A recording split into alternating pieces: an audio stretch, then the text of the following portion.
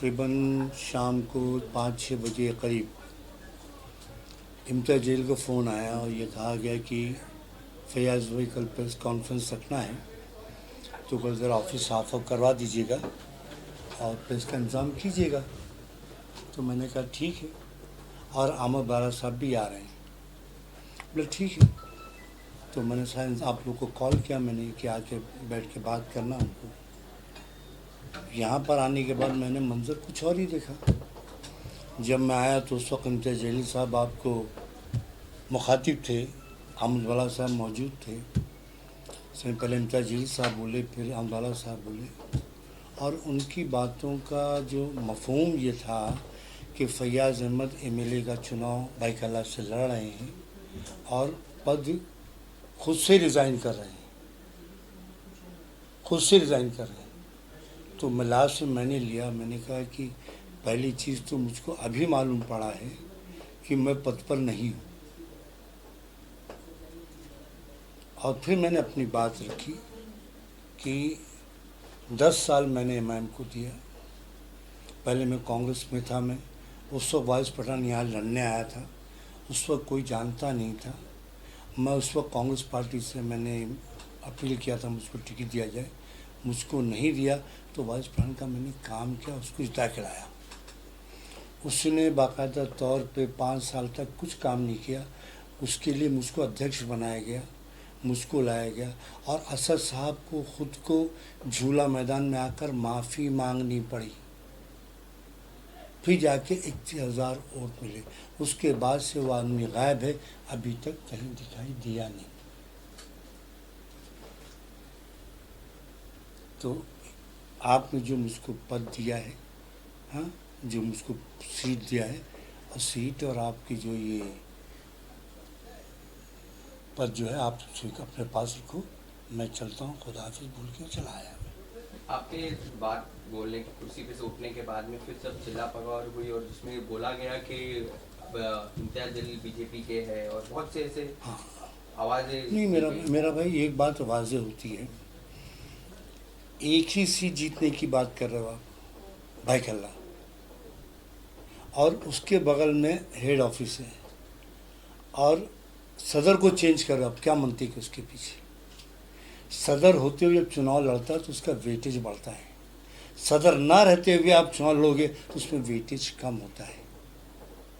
मतलब ये कि आदमी को डिस्टर्ब कर दो, परेशान कर दो, और ऐसे आदमी को ला के मुतयन कर दो कि आदमी को ज़हनी तौर पर परेशान करे वो, या आके इंटरफेयर करे आपको। तो मैंने कहा भैया फ़ायदा क्या, आप तो लगता है भाजपा ही के लोग हैं मेरा भाई, और इसके संदेश होने के लोग हैं आप। मैंने बाहर निकल के कहा कि सेना के और ये सॉरी भाजपा के और ये इसके शिंदे के लोग हैं, जो उनकी इमा पर काम कर रहे हैं ये लोग, और उसी इमा के ऊपर मुझसे पल लिया गया।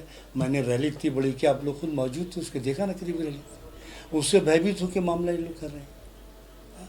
मैं तो ड्रग्स के खिलाफ रैली निकाला था मैं, हाँ, और काफ़ी कामयाब रैली थी। और ड्रग्स किसके लिए था मेरा भाई? नई नस्लों को बचाने के लिए, जनरेशन को बचाने के लिए, देश को बचाने के लिए। आज तक मुंबई शहर में किसी ने रैली किया है क्या? हाँ, मैं तीसरी रैली थी मेरी ये, ताकि समाज को अपन अवेयर कर सकें, समाज को उठा सकें, समाज को बता सकें नशा गलत है। उसका मुझको ये परिणाम दे रहे हैं आप लोग। क्या आप अभी पार्टी में रहोगे क्या? मेरा भाई मैं तो पार्टी को त्याग करके वहाँ से आ रहा हूँ मैं, और बबांगे धुल मैंने उनसे कहा कि आपकी सीट आपको मुबारक, आपकी पद आपको मुबारक। क्या आपको लगता है जो आपके जो एमएम पार्टी के जो वरिष्ठ नेता है ओवैसी साहब, उनको भी इसके बारे में पता था? देखिए और मेरा भाई, मैं एक बात जानता हूँ, बग़ैर ऊपर के लोगों से इजाज़त लिए नीचे कुछ नहीं होता। यहाँ पर एमपी के चुनाव में चांदीवली में एक रमज़ान चौधरी नाम का व्यक्ति खड़ा किया, बग़ैर मेरी इजाज़त के, और बम्बई के किसी भी व्यक्ति को पता नहीं था, न यूथ को पता था, न डिस्ट्रिक्ट को पता था, न तालुका को पता था, न वार्ड को पता था। जाके 3 बजे के बाद रमज़ान चौधरी को टिकट भरवा दिया गया वहाँ पर, और ऐलान कर दिया गया। तो आपने जब पद दिया है तो उसकी गरिमा का भी ख्याल रखना चाहिए आपको ना। और कैसे ऊपर पता नहीं चलेगा? ऊपर से बी फॉर्म आता है तो नीचे लो पता होगा ना मेरा भाई, और इसके अंदर कोई ना कोई मैनिपुलेट हुआ है ना मेरा भाई। आपको क्या लगता है अभी इस तरह से जो आपके साथ में हुआ तो आने वाले चुनाव में कितना असर दिखा जाएगा एमआईएम पार्टी को लेकर? देखिए मैं अपनी ज़ात को बोल रहा हूँ, मैं जहाँ तक मैं अपना मुतमईन हूँ एक बात से कि मजलिस जो है कौम का नाम है, उसके साथ दिल लगा हुआ है, लेकिन जो लोग लेके चल रहे हैं वो सही मानों में मजलिस कौम के नहीं हैं। कौम को धोखा दे रहे हैं, समाज को धोखा दे रहे हैं, कौम को भयभीत कर रहे हैं और सिर्फ बोल वचन कर रहे हैं। ये लोग बोल वचन कर रहे, बाकी कुछ नहीं कर रहे हैं ये लोग। मैं 5 साल यहाँ पर था, मैं हेड ऑफिस के ऊपर 5 साल में एक पैसे का रवा नहीं कि हैदराबाद से कोई मदाई हो। मैंने बाकायदा तौर पर जो अपने हो सका जेब से मैंने काम किया वहाँ पर, जो भी आदमी उसको इज्जत एहतराम दिया मैंने। आज ऐन चुनाव के मौके पर आपको सदर बदलने की ज़रूरत क्या? चुनाव है भी ना। और यहाँ पर यशवंत यादव है, हाँ, जमशूदकर है, उनके बीच में हूँ ना मेरा भाई। 41% मुसलमान यहाँ पर हैं, हाँ, तो 41% में अगर 1-2% बाहर से मिल जाएगा तो आराम से सीट निकलेगी यहाँ से। और आप जाकर पूरे मोहल्ले से पूछें, आप लोगों से पूछें, आप लोग बताएंगे क्या मेरा ग्राफ है, क्या लोग मुझको चाहते कि नहीं चाहते। और वारिस मियाँ के बारे में पूछें आप जाके, वारिस को कितना चाहते कितना नहीं चाहते, पता चल जाएगा आपको। तो ये सारी बातें जो मेरा भाई, मुझको एक बात साफ़ होगी कि ये सिर्फ एक कमर्शियल लोग हैं, इनका सोशल लाइफ से कोई कनेक्शन नहीं। आज 5 साल हो गए इम्तियाज़ जलील महाराष्ट्र के सदर हैं, एक मरतबा भी कभी भी किसी भी प्रोग्राम में आए हैं क्या वो? 6 MPs हैं यहाँ पर, 6 डिस्ट्रिक्ट हैं, 36 MLA हैं, तो 27 नगर सेवक हैं। मैं सब जगह डिस्ट्रिक्ट प्रेसिडेंट बनाया, तालुका प्रेसिडेंट बनाया, और वार्ड का काम मैंने किया। सिर्फ बुराई ढूंढ ढूंढ के बोलते हैं आप, हाँ, कभी तारीफ तो करो हमारी। तो ये बात समझ में आ रही है, वो काम से मतलब नहीं है, इनको मतलब है अपने जेब गिराबा को देखना। फैयाज जी, आपसे एक आखिरी सवाल, क्या यहाँ के जो लोग आवाम है बाइकला मदनपुरा के कॉन्स्टिट्यूंसी के, तो उनके कहने पे क्या आप इस चुनाव में इंडिपेंडेंट खड़े हो गए? देखिए मेरा भाई, मैं अभी कुछ बोल नहीं सकता, समझे ना, क्योंकि ये सारा मामला जो है आवाम का है, फैसला वो करेंगे, खड़ा होना नहीं होना, क्या होना क्या नहीं होना। मेरे दिल की बात मैं बोल के हट गया मेरा भाई। मैं कभी भी किसी भी तरीके से प्रेशर में रहकर काम नहीं कर सकता, और न किसी दबाव में आके मैं काम कर सकता हूँ।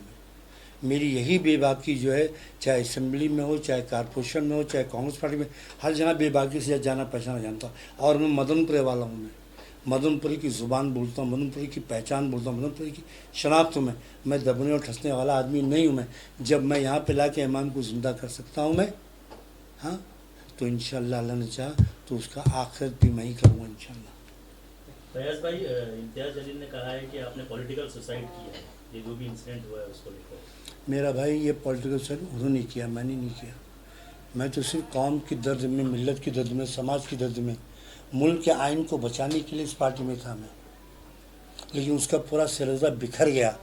मेरे सामने बुला के बोल रहे हैं कि उसको ये अध्यक्ष बन रहे हैं, मुझको मालूम अभी पा रहा है, लश्करी बन रहा है। ये कितना बड़ा गलत काम किया है लोगों ने, हाँ। और आज तक हिंदुस्तान में कहीं पर भी आपने देखा है कि किसी प्रेस कॉन्फ्रेंस के अंदर कोई बात होती है?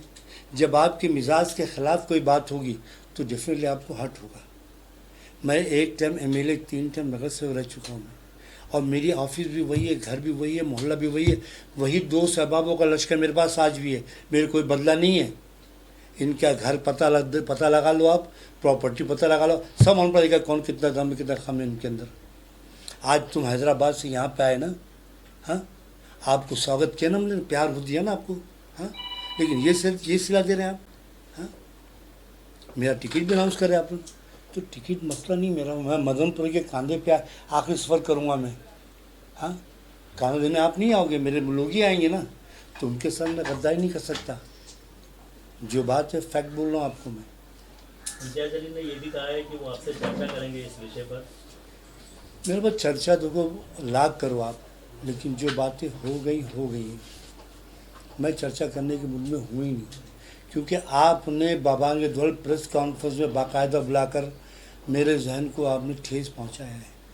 मैं ईमानदारी से काम करने वाला 10 साल मैंने एमआईएम पार्टी को दिया है। मैंने एक तुम्हारे लूले लंगड़े आदमी को मैंने लेके झेला हूँ यहाँ पर मैं, और मैंने पूरा मदनपुर इस बात का गवाह है। आप बाहर निकलिए, किसी से पूछिए ना, आपको सब मालूम पड़ेगा क्या है क्या नहीं है। उस आदमी के पास चुनाव लड़ने के पैसे नहीं थे, और इस पर यहाँ पर हमारे यहाँ कितने दोस्त अहबाब है ना, वो लोगों ने चंदा करके चुनाव लड़ा के दिया उसको। वो आदमी ने कभी झांकने हमारे बीच में नहीं आया, और आज पूरा खेल का रचयिता वही शख्स है, समझे, लेकिन सामने नहीं आता है वो। ठीक है, अब तो आ मता मर्जी, तेरी तरह खेल खेला गया तूने खेला। हाँ, हमने भी अपनी बात रखी। आवाम फैसला करेगी क्या है क्या नहीं है। आने वाला चुनाव सामने है, चुनाव मालूम पड़ जाएगा आपको कितना दम वखम आप में, मुझ में कितना दम वखम मालूम पड़ जाएगा आपको। मेरा अगली सवाल है कि आप वापस कांग्रेस में जाएंगे? देखिए, मेरी उम्र हो गई है, मैं अपने मोहल्ले में खुश हूँ, मैं अपने लोगों में खुश हूँ। मैं मुझको मेरा मोहल्ले से अलग कोई कर नहीं सकता। कांग्रेस पार्टी, एनसीपी पार्टी, जो भी पार्टी हैं, पार्टी अपनी जगह पर है। मुझको कोई ऑफ़र नहीं है, कोई बातचीत नहीं है, कुछ नहीं किसी कुछ किया हूँ मैं, और मेरा कोई जाने का मंशा नहीं है। मैं इसके लिए यहाँ पर था कि यहाँ पर मुल्क, समाज, बाबा साहब अम्बेडकर संविधान को बचाने की बात थी, इसके लिए यहाँ पे था मैं, और कोई वजह नहीं थी।